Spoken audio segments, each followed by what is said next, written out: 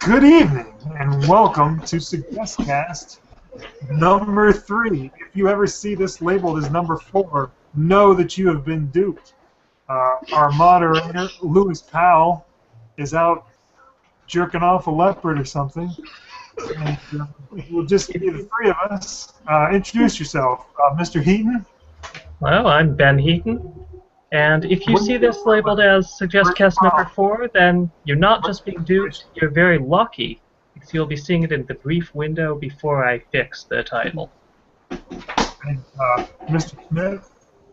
Hello, I'm Matt Smith. That's my name. And the three things that we were supposed to watch/read/think about for this podcast were Nichijou, episode 22. Am I saying that correctly? I don't know. I think close enough. We'll You go can with just that. say My Ordinary Life. That's whatever. My Ordinary Life. That's how it translates to. The short story Mallory by Leonard Richardson. Any episode of the MTV cartoon series Aeon Flux. And Room 15 in the book Maze by Christopher Manson. I got a maze hat trick. Now, before we get into discussing those individual things, I'd like to interject here that you haven't introduced yourself. Listeners, you've been hearing the dulcet tones of our moderator, Vincent Watkins. Yeah, I was trying to continue the proud tradition of Lewis. Never. Can we start with Mallory? Yeah, let's do that. What did you think of that? Yeah, but this was my suggestion. Yeah, I felt like I was not the target audience for that story. That's what I felt. That's actually a much more positive reaction than I was expecting you to have. Since, now, I don't mean that I suggested it in order to nettle you or anything. I just mean that historically you've not been a huge fan of Leonard Richardson compared to other members of the Synod. Yeah, or compared to the world at large. I don't think I've ever heard anyone else say anything bad about him. I'm the only one I know who hated Constellation Games. And Constellation Games being his first science fiction novel. Dumb face. Yeah, I mean, I don't think I had a big problem with Mallory. This is the kind of thing I had to read a couple times to really understand what was going on, maybe just because of my ignorance of the subject matter in general, or maybe it's just written that way, I don't know. You know, what we didn't do last time was give any explanation of why we were suggesting the works we suggested. We just talked about Maze for 2 hours and then real quick at the end appended on our suggestions. But that's right. We never really got into that. That's how Lewis likes it. What was the thought behind suggesting Mallory?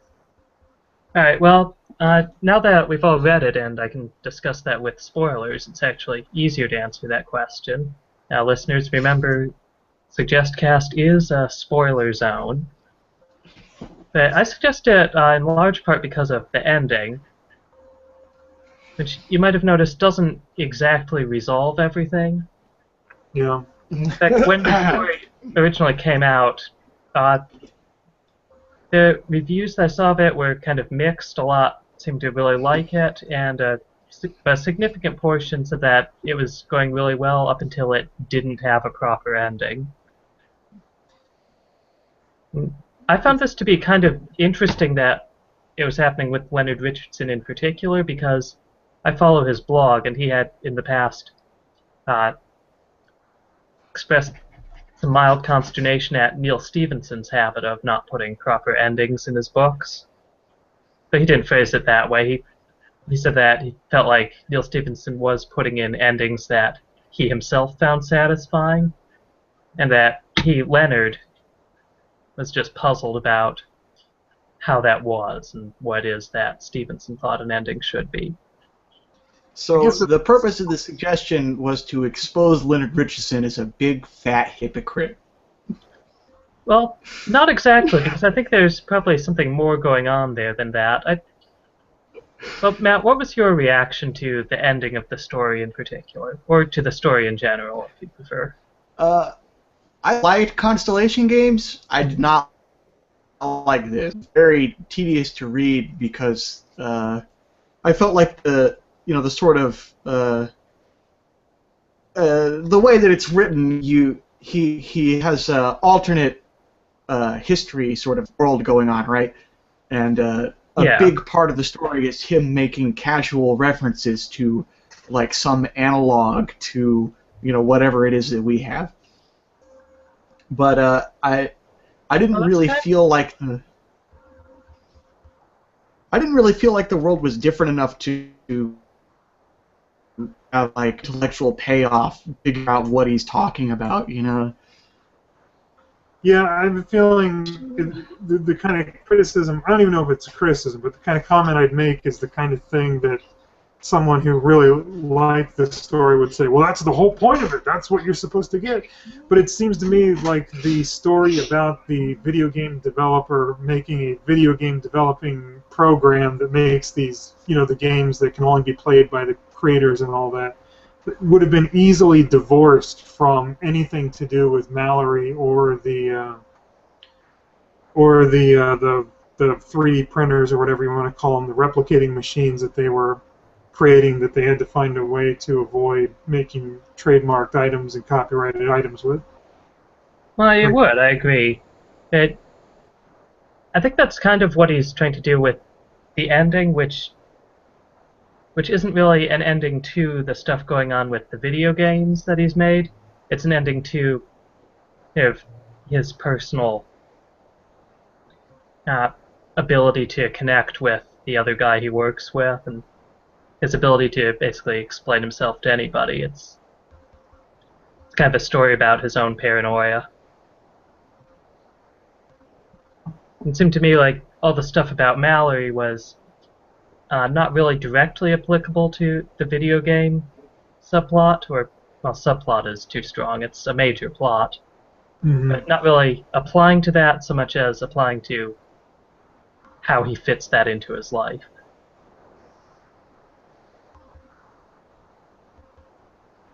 Yep. Cricket Matt, you noise. mentioned that it's very alternate history of video games, but Constellation Games did that exact same thing, didn't it? Did it? I don't remember. Did it have a bunch I think pretty much every video game mentioned it from Earth was made up, and the ones from Aliens too, obviously. Yeah. But we've lost Matt. Let me see if I can re-invite him. There were two. Yeah, we'll get him back. He's just having a connection issue or something. Don't worry, listeners.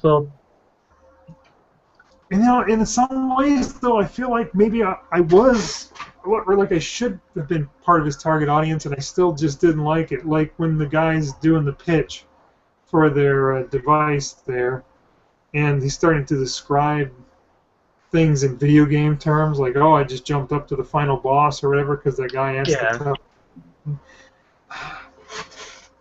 It seemed like I didn't buy. I guess that almost seems like someone who doesn't play video games trying to write for someone who thinks of things in video game terms would say something like that. The thing is, I assume that's not true. I assume from what he writes and talks about that Leonard Richardson is very much into video games. But that didn't ring true for me, and I'm absolutely the kind of person who would mix video game terminology and thought processes into ordinary life, Do you think it would have? Do you think that? Well, not that part specifically, but in general, do you think that would have rang true for you more if he had used actual video game references instead of? We've lost Matt again. Instead of his made-up parallel history video games. I think it would have. Yeah, it might have held my attention more or seemed more legitimate. I don't know. But that wasn't... Yeah, I think that would have made it a lot more interesting. But, I mean, I guess the problem is it's this fictional universe, and some of these fictional creators actually figure into it, so it could create some. I don't know what kind of problems it would create. I mean, it doesn't create trademark problems or copyright problems. I mean, Yeah, I it could might be odd if like Eugene Jarvis were a character or something. Who's Eugene Jarvis? Uh, Early programmer. He did. You remember Defender, the Atari? Okay. Why would it be weird His, if you were a character? I don't know, 'cause Just it's an actual person who's still alive and all, and you'd have the question of whether he should try to replicate his actual personality and such. yeah, I think that's maybe what the Jarvis problem. might be an odd example. I picked him because he's the only early video game person I can think of who appeared in an episode of News Radio. Okay. Um, I think that might be the reason to not use real stuff, but I think it's a bad reason. Like, I think it's okay to make up a totally fictionalized version of someone like that. I don't know. I think it would be superior to just making stuff up, because then you're not only you say a name, but then you also have to tell your audience what they're supposed to think about that name. It doesn't have any real with them. Like it does with Jake Michelson, the Jake Mike. Well, the names are gonna the designers are gonna fall short. You can name real ones; they wouldn't mean anything. But I mean the games themselves. Are you back with us, Matt? I'm trying. Well, he can hear us. Yeah, welcome back, Matt. So. Yeah, Matt. Question I was trying to get at before you dropped is you mentioned that you really liked Constellation games, but didn't like this, in part because of the alternate history video game stuff. But Constellation games also does that. Do you feel that it was done in a substantially different way, or? Oh, Matt doesn't I'm really. not sure if he's connected. Hey, Matt, you type stuff in on the side nod, and I'll read it for you. Go ahead. I'll sing a song while we're waiting. Yeah, do Moon Shadow. What's that? Yeah, can I request Moon Shadow? Okay. I'm being followed by a moon shadow, moon shadow, moon shadow, leaping and hopping on a moon shadow, moon shadow, moon shadow.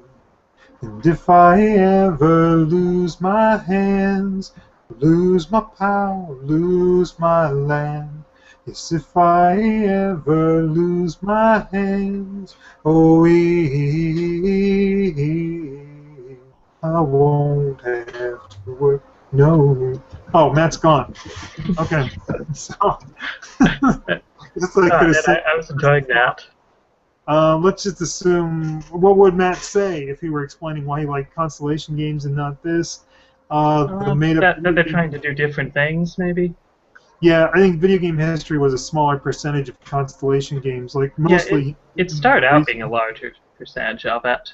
Well, he gave the history of that shitty... There's, like, the shitty company that he works for that makes all the pony games. I don't know if that's supposed to represent something in reality or if it's very close. It represents a lot of terrible video game companies. But I don't think that's something where franchise apps. If he used a real example, I don't think people would connect with it too much anyway, at least not his target audience. They're probably not playing pony games. And then he had some series of shooter games, which I don't know if it's supposed to be like Halo or what. Yeah, there were some Halo-type ones there. There's also, like, Dana White is from kind of a Tomb Raider-ish series. Yeah, that's true. Yeah, and he probably would have run into problems if he had tried to use Lara Croft herself as a character in his book. Yeah. So, well, it wouldn't have been Lara Croft herself. It would have been an AI modeled after someone's idea of Lara Croft. Yeah, I don't think... That's an important distinction for trademark law, right?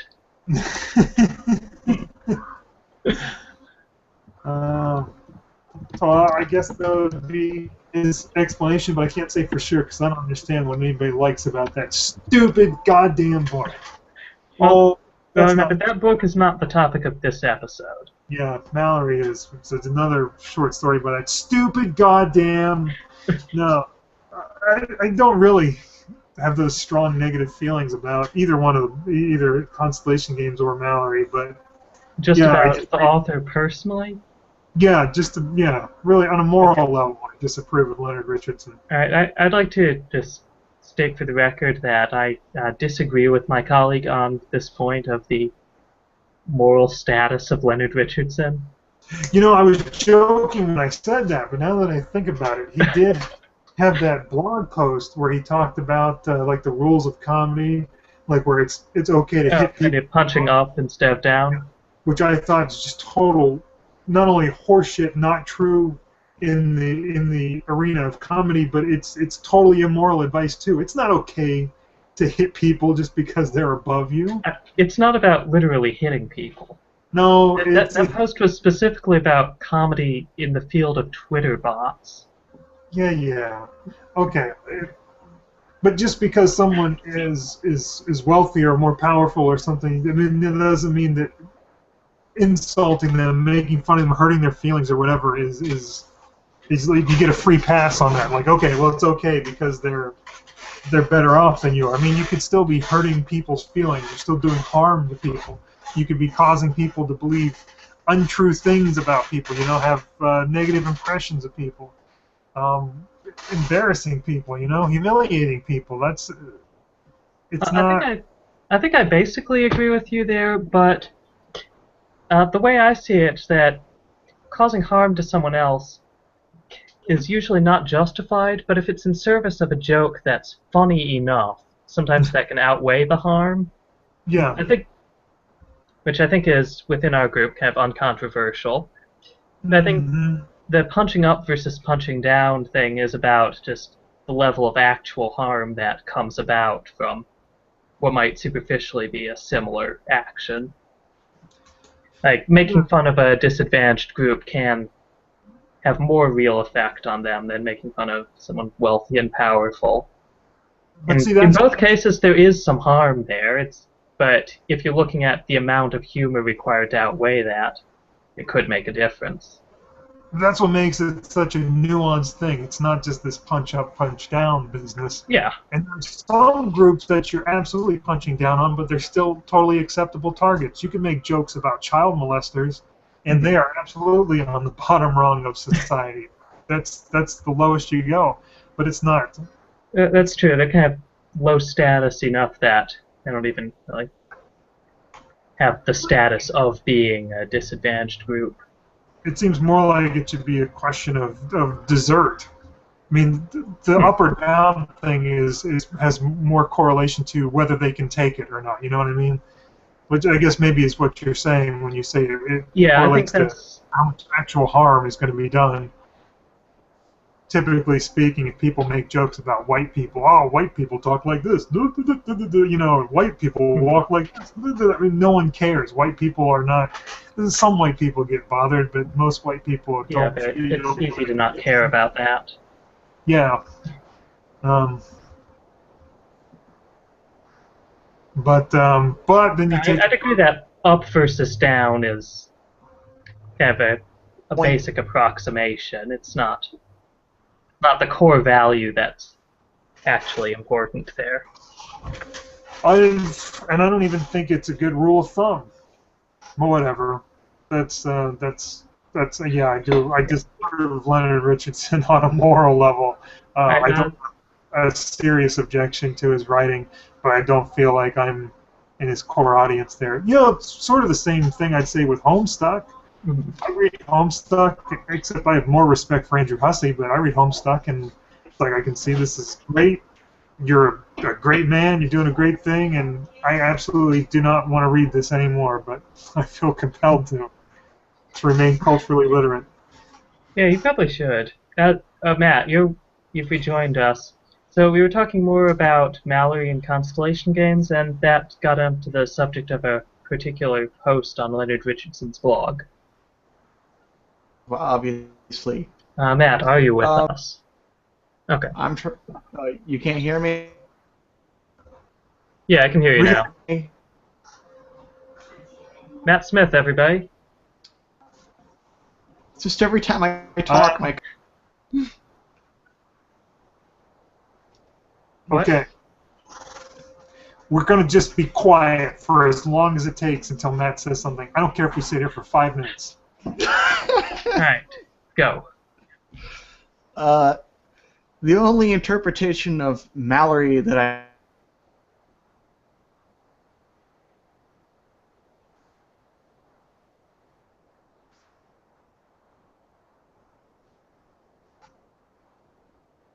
found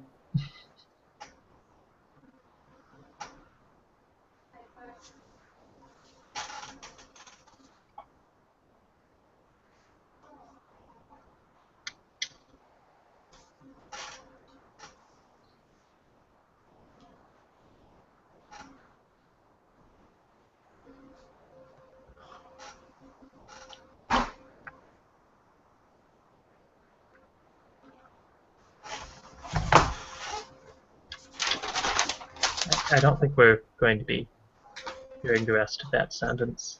Oh, I was going to start writing stuff down. Okay. Yeah, Matt has messaged me in another channel saying that he gives up.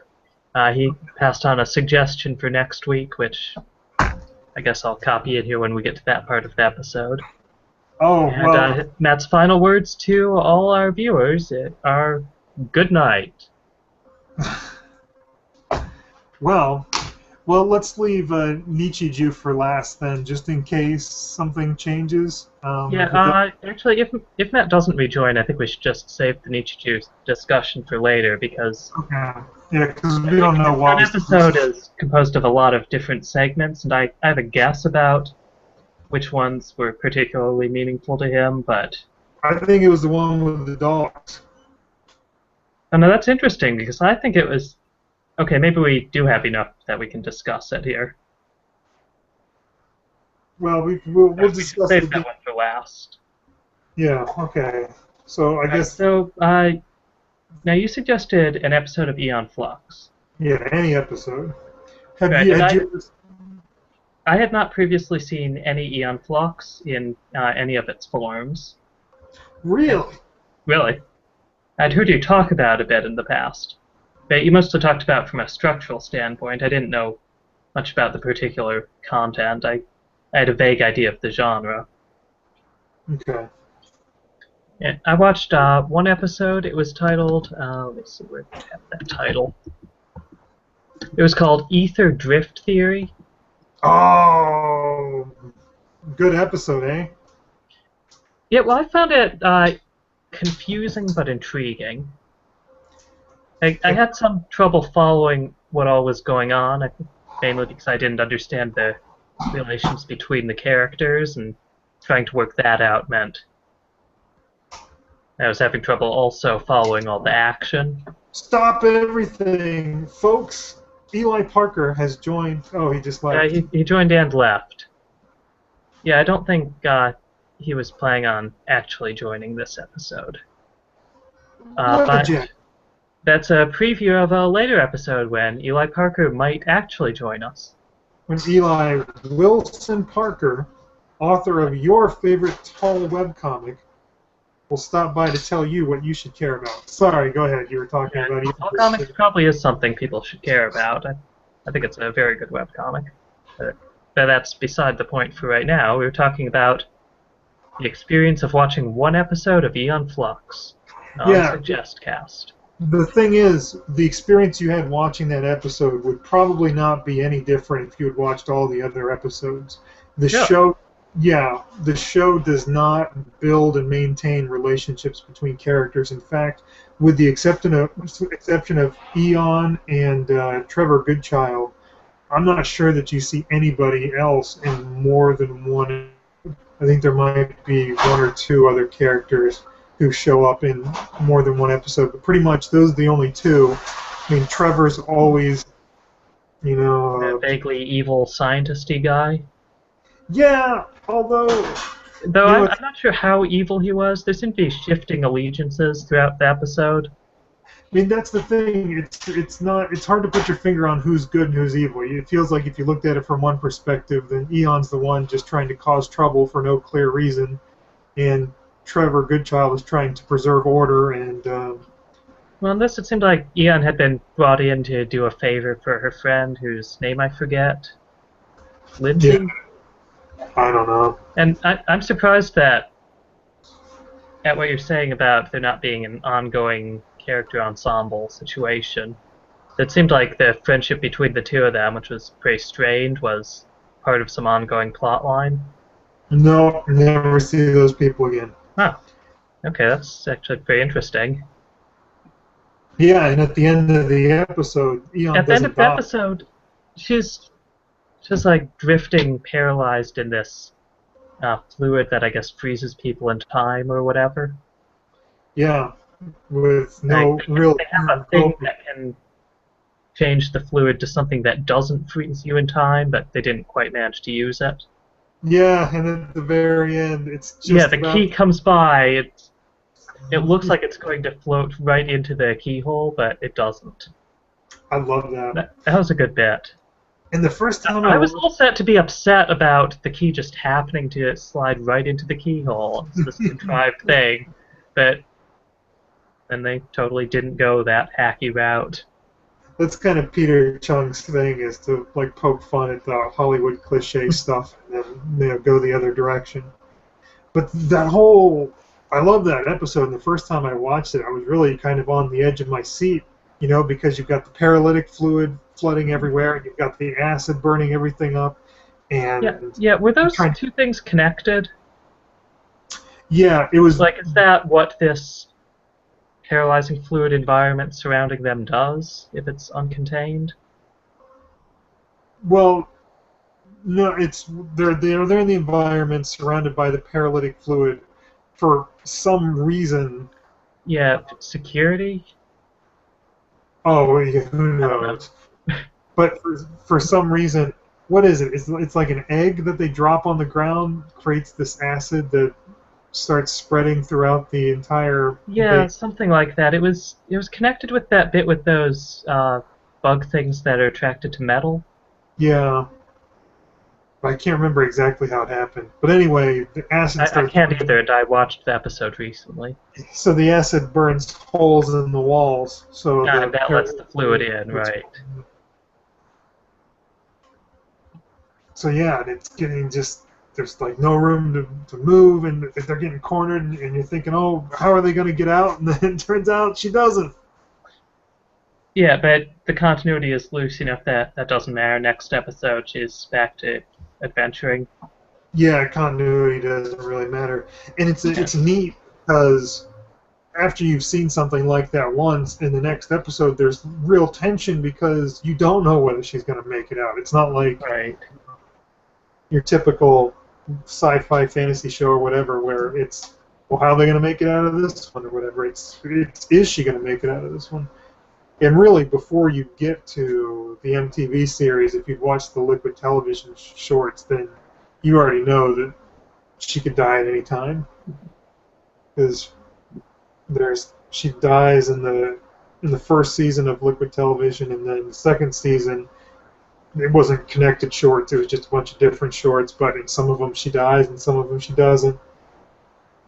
So you're already kind of primed for that. It makes it an interesting show. I think I really just recommended it, though, because I had thrown it out when Matt was doing his Prophet thing. As I said, Aeon Flux is a better example of not being told exactly how the world works and being thrown in there. It's different from Prophet. Having experienced both of them now, I'd say Aeon Flux did a better job of leaving me feeling confused and like there was a larger story that I wasn't really getting. Mm-hmm. Now, a lot of the things you're saying are positive things about Aeon Flux as a series.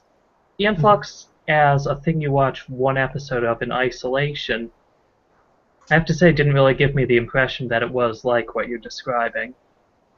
Like, it really seemed like I was watching an episode from the middle of some ongoing storyline. Mm-hmm. And I guess, are most of the episodes like that? Giving that kind of feeling? Yeah, I think most of them start. What's the expression? In media res. Hmm. Um, And kind of end yeah. that way too. I Um, mean, this wasn't exactly ending in the middle. It felt like a good chapter ending point. I think they have clearer ending or more traditional ending type points Hmm. than beginning points. Although the endings themselves might be strange, but they still feel like an ending. It's you don't get to the end and say, "Well, wait a minute, they were just about to get shot. What Right. happened?" Or there's something final about it, Yeah. Well, whether it's the being beginning of killed. this one was basically they're about to go into this habitat and they're giving some brief exposition about what it is and what's going on with that fluid around it. Oh yeah, every episode begins with just a few sentences, sometimes just one sentence of text on the black screen, like this one. So yeah, so Explain the mission.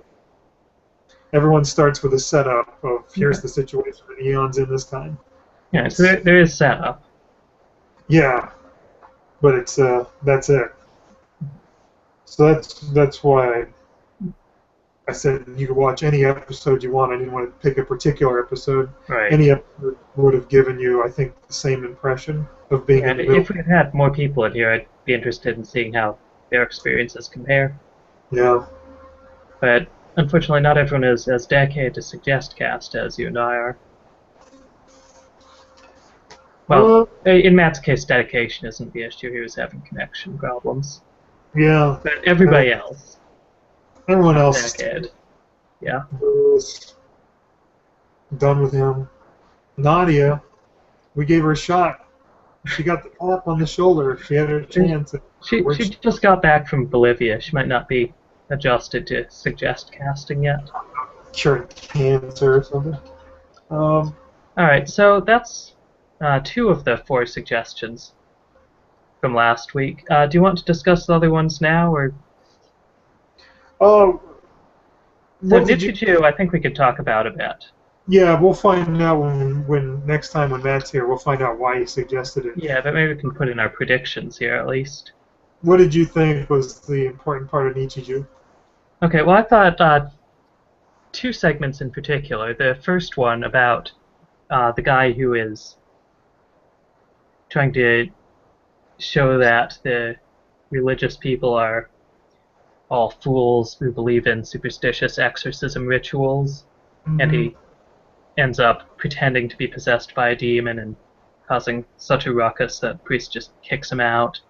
The moral is the demons in us are just people after all. Yeah,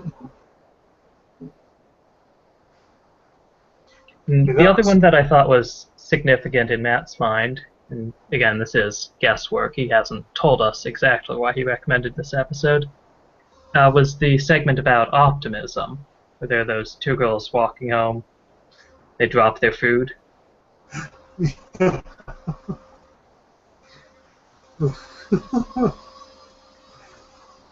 if it had been poison, you'd be dead.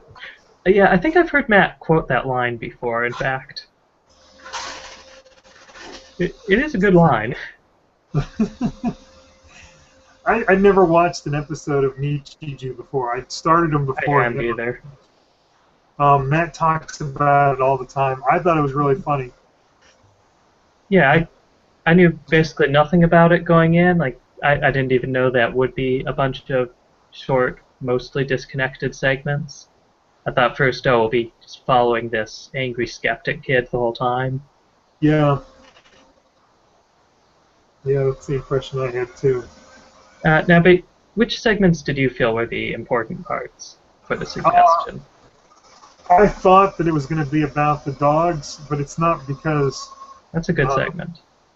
yeah, it's not because I saw any particular meaning into it. It's just because Matt had linked to a clip of it before, Uh, so I knew that it was a clip that he really liked. and just Yeah, the unreasoning fear of the dogs, or the part where those other girls come in and try to it's show when that's all right, and the dogs bite them in like ridiculously gratuitous ways. yeah, and they react by screaming a kind of energy beam that Yeah, floats throughout the city. yeah, that's a impressionistic reaction is definitely a Matt thing. He loves it when the animes do that. Yeah. I like, there's this really particularly Japanese way that anime has of someone suggesting something that's totally ludicrous, and for a minute you're like not sure whether it really is as ludicrous as it sounds because it's in like a magical world and it's from another country, and you think, well, maybe that's what they do, and then some other character immediately points out that makes no sense, and it cracks me up when it happens. And I can't think of why I brought that up in the context of Nichijou, but I'm sure it's important in there somewhere.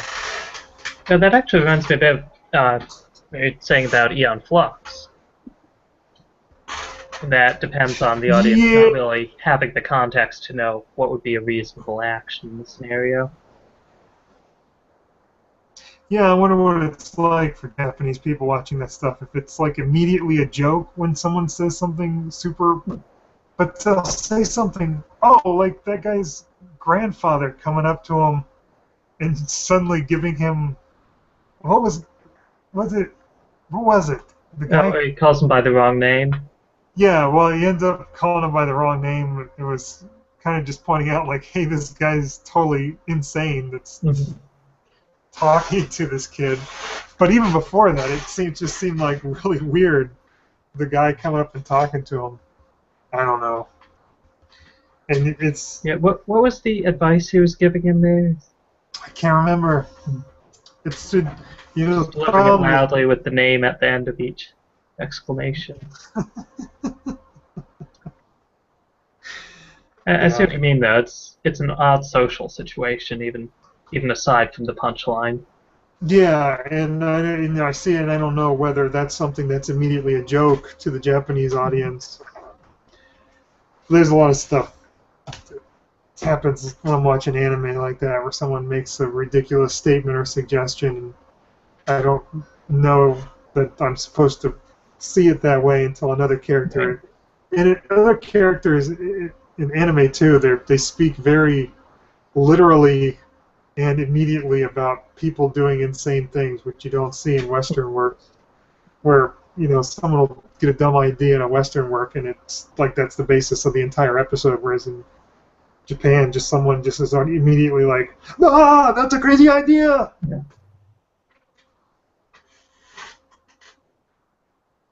And then that kind of is the end of it. Yeah, so we don't really know. We'll find out from that what we were supposed to get from Nichijou. Yeah, perhaps we'll talk about that a little bit next week, or next time, since we may or may not be recording an episode next week. That's true. Our 14 loyal listeners. Well, I see from the stats that we have one viewer right now. What? Holy shit! We have it's probably Matt, though, right? There's either no way to tell, or there is a way to tell, but I'm too lazy to put in even minimal effort to finding out. Probably the latter. Listen, this is a big fucking deal. Somebody is watching this right now, and it might not be someone who's directly involved with SuggestCast. So here's what before we go off the air. I think they might be able to send us messages in the chat. I don't know if that's a thing. Or just send us an email or something. I have to check my email. It's probably easiest if I write it down. I would imagine it would be somebody who knows us personally. No, it's somebody who found it. It's enjoying our webcast. It's possible.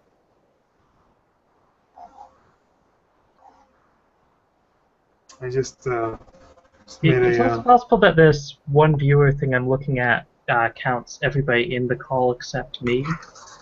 It could be that you are the one viewer. I cannot emphasize how little I know about how this Hangouts on Air thing works.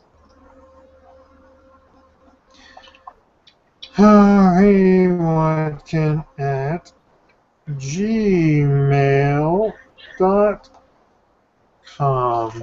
Yeah, it's a good thing you wrote that out. It would have taken...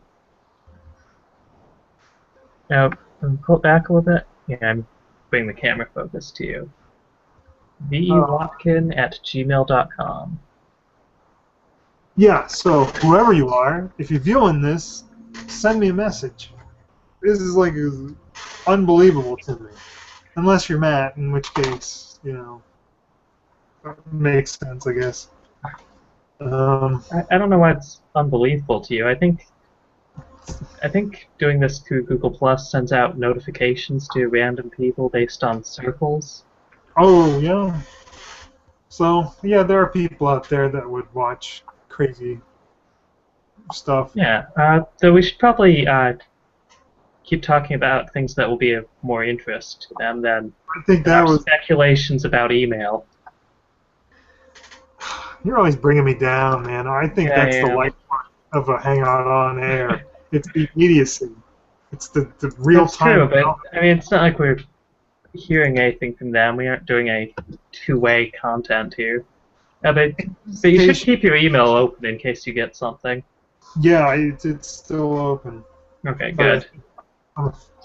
So, I mean, while it lists me as a viewer, I can't not watch it while I'm in it.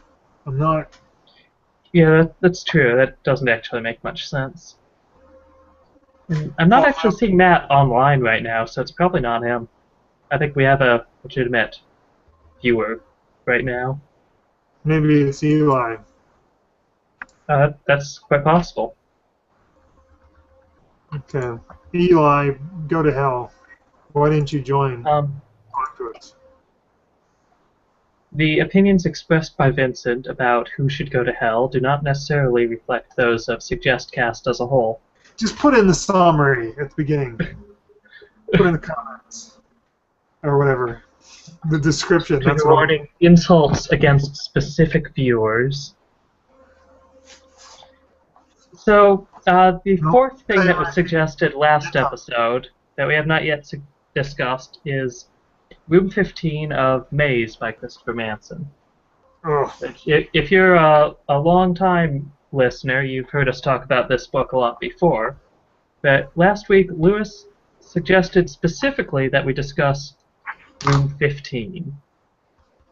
And then he did not show up for the next SuggestCast. Yeah, and do we know why he suggested this room in particular, or why he suggested room at all? I think, well, he was just still in Maze mode and wanted to talk about Maze, do Maze stuff, and that's fair. I can't remember whose idea it was to pick one particular room, and in fact, I may have even been the one who suggested 15. I don't even remember. Maybe it's a decent choice to make, since it's a room on the path that has a lot of interesting stuff in it. It isn't already worked out. White Raven says that 2 of the H items in the room are involved in the solution.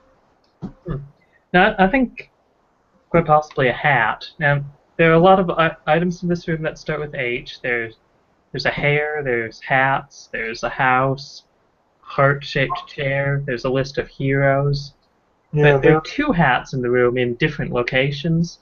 Mm-hmm. That seems excessive if you just want to include a hat as an example of a word that starts with H. Why use hats instead of a hat? Agreed, and then one of the hats is on that sacrificial tripod. Right, which is a very bizarre thing to have there. Mm-hmm. Certainly on H. The text refers to it as a sacrificial tripod. Yeah, which is why I'm calling it that. I don't know what else to call it. Yeah, it very much looks like a sacrificial tripod, I would assume. So, I mean, is the hat being sacrificed? How do you sacrifice the hat? Do you have to remove the letters HAT from something? I don't know. There's also...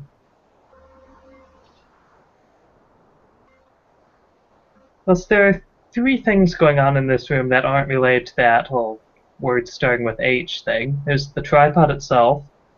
There's the door labeled SVN, which looks like 7, and relates to this whole thing with the numbers on the doors presumably relating to each other in some specific combination. And then there's that sign on the left, one with 4 symbols on it: a dove, a cloud, a moon, and a bolt of lightning. Mm-hmm. Which there has to be something going on there. One thing I was thinking is that there's this Greek mythology theme throughout the book, and also particularly on this page with that list of like Jason, Hercules, and so on. Mm-hmm. Could be that the lightning bolt represents Zeus. Maybe each of these symbols corresponds to a particular god or other figure. Dove would be a symbol of Aphrodite. I'm not really sure about the cloud. This is not something that I've fully worked out, as you might notice. Mm-hmm. And what do you think is going on with that sign? I don't have a good answer to that. I mean, we've got it's Nobody seems to. It's sky stuff. You've got a star within the sacrificial tripod, and then you've got the sun. So we've got sort of a pattern forming between those things. where do you have the sun? Well, the SVN. Oh, okay. Yeah, I guess that could be Well, yeah, UV because sort of thing, right? I mean that's That's sort how the of, U's are in that sign on the right, in fact. yeah. In fact, Yeah, I if hadn't that's thought of the that. solution, then that could be one of the H items that figures into it is the list of heroes because it shows how V's are U's. Hmm. I like that. It seems very promising. Yeah. I mean, I guess what's so fascinating about it is we know that 37 is the right answer, so we want that to be a 7. Right. To take us where we want to be. It seems like it's a step backward to say, no, we're going to say it's sun. Wait a minute, 7. Sun. 7th Days of the sun. week.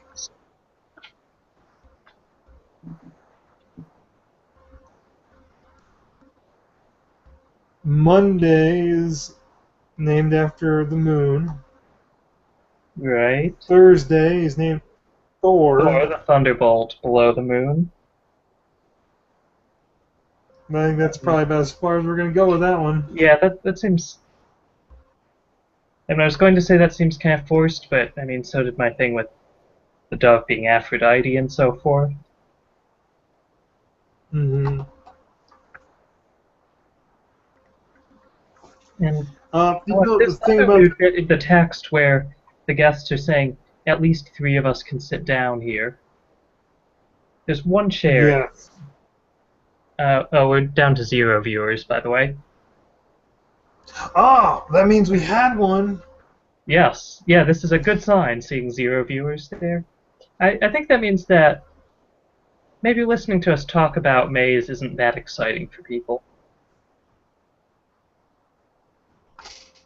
Yeah, Neither of us in the week since our last episode have made a major breakthroughs on this room. I do like the idea of that sign being sun. I think that's worth exploring, but maybe we should explore it off there later.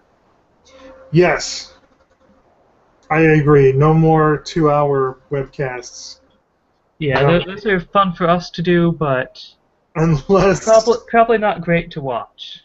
it's to reenact some of our favorite chat logs. Now that would be a hangout on air worth having. Yeah, let's consider that for later. Okay. So, suggestions for next That's ready? or next time, since it'll be 2 weeks from now. I am going to suggest, and even if you've watched it, I want you to rewatch it, Pee-wee's Big Adventure. I have watched it, and I would be happy to rewatch it. When's the last time you watched it? Like 8 years ago, maybe. That's fairly recent. Yeah, that was not my first time watching it. Yeah, but I think it's an important example of how a character-driven comedy can be non-terrible.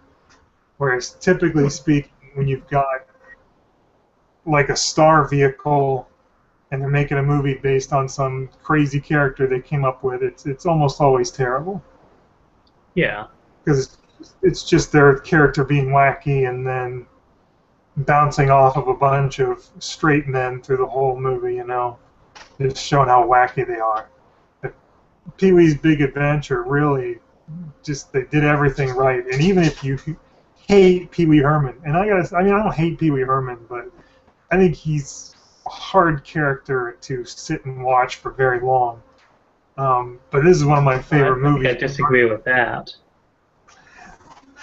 I'm not saying it's hard to watch. You see, like Pee-wee's Playhouse, something like that. It's not just Pee-wee. Yeah, that's true. He's kind of MC role. Right. I mean, that's what I think works about the character, or at least the way that Paul Reubens uses the character. Now, he did have that stage show with Pee Wee Herman, though, and it was kind of funny. Oh, I didn't see that, unfortunately. Well, in any case, I think they took what could have been just like a throwaway moneymaker based on this character, and they really right. They could have done like the typical movie based on a Saturday Night Live sketch. Yeah, that's exactly the kind of thing I was thinking of. So we'll talk about that. What's your suggestion for next? Excited about that. My suggestion is a webcomic called Pixel, and because I'm not sure how easy that's going to be to Google, the URL is pixelcomic.net, and I'll link that in the show notes. Okay. Now, there are 287 strips of it, which isn't all that much. They're quick strips to read, but I'm not going to require people to read the whole thing. Just start at the beginning, read forward for however long you're willing to stick with it. If you do read the whole thing, then that's great too. We do have 2 weeks before we're back here, so really there's no excuse not to read the whole thing unless you immediately dislike it. Leonard Richardson's not involved with this thing, is he? Not that I know of. All right, that can't be that bad. And the reason I'm suggesting it is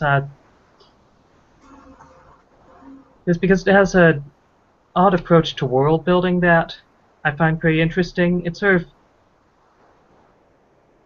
It would go too far to say it has the appearance of having everything worked out and consistent behind it all.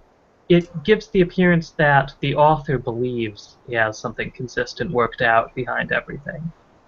I'm not sure if he actually believes that or not, but you'll see what I mean. Okay. Okay. Right, You know, I think 2 things. that's. Oh wait, you've got Matt's suggestion for next week. Oh, that's right. Matt gave me a suggestion. He gave me a YouTube link to something titled New Vegas Black Mountain Radio 01, and I will link that in the show notes too. And he did not say anything about why he's suggesting it, so until next time, that will be our little mystery. All right.